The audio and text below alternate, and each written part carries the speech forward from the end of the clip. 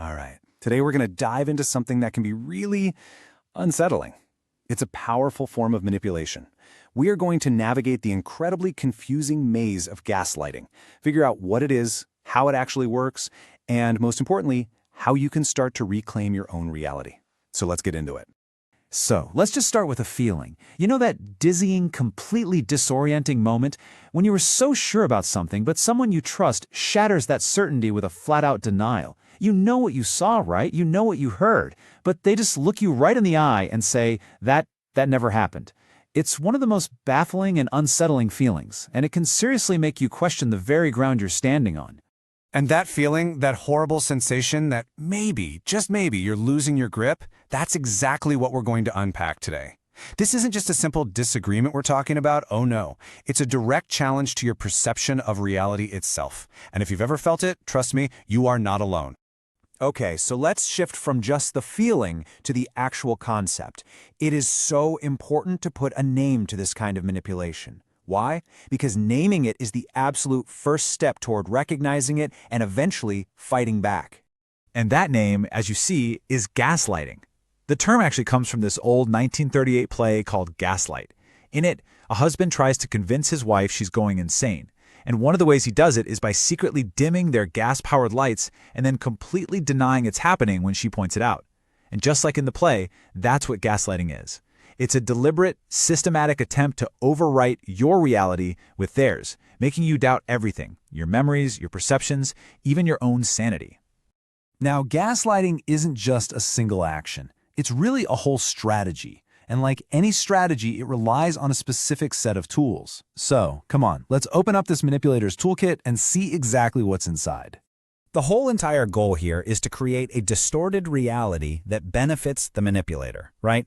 And to do that, they tend to rely on a few consistent go-to tactics. So let's break down 3 of the most common ones you're likely to see. So here's how it works. First up, you've got plausible deniability. This is the classic, I was just joking. They'll say something genuinely cruel or undermining, and the second you react, they flip it on you. Wow, can't you take a joke? And just like that, the problem isn't what they said anymore, it's your oversensitive reaction. Then there's gaslighting by omission. They'll tell you a story, but they'll conveniently leave out the one key detail that changes everything. You know, like saying they ran into an ex, but forgetting to mention they spent the next 3 hours having coffee together. And finally, the all-time classic, selective memory. This is where they insist on their version of events with such absolute, unwavering confidence that you actually start to think, maybe I am misremembering this. And this right here, this is the devastating long-term effect. It's not about one fight or one comment. It's like death by 1,000 cuts. Each tiny tactic just chips away at your confidence, bit by bit, until you slowly stop trusting yourself.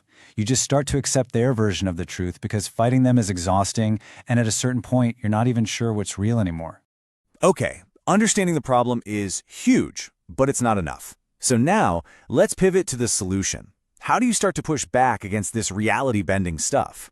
Let's talk about the very first, and honestly, the most powerful step you can take toward clarity. Just remember this one thing.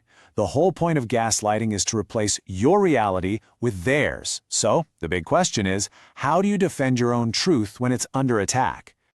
This is the crucial shift you need to make. Your instinct, the response you've probably been conditioned to have, is to doubt yourself, to ask, am I crazy? Am I overreacting? You have to stop that. Instead of turning that doubt inward on yourself, you're going to turn it outward, into action. Start documenting. Write down what happened. Note the date, the time, get direct quotes if you can. You are creating a record. And why is this so incredibly powerful? Well, because your documentation becomes your anchor in a sea of total confusion.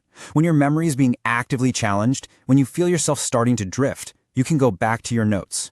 This written record becomes an objective reference point that can't be twisted by selective memory or dismissed with an "I was just joking." It's your proof, and it's for you. And that brings us to the end of our explainer. We've talked about the feeling, we've given it a name, and we've laid out the tactics in a really powerful counter strategy. So I'll just leave you with this one question to think about. Now that you can spot the deception, how are you going to protect your truth?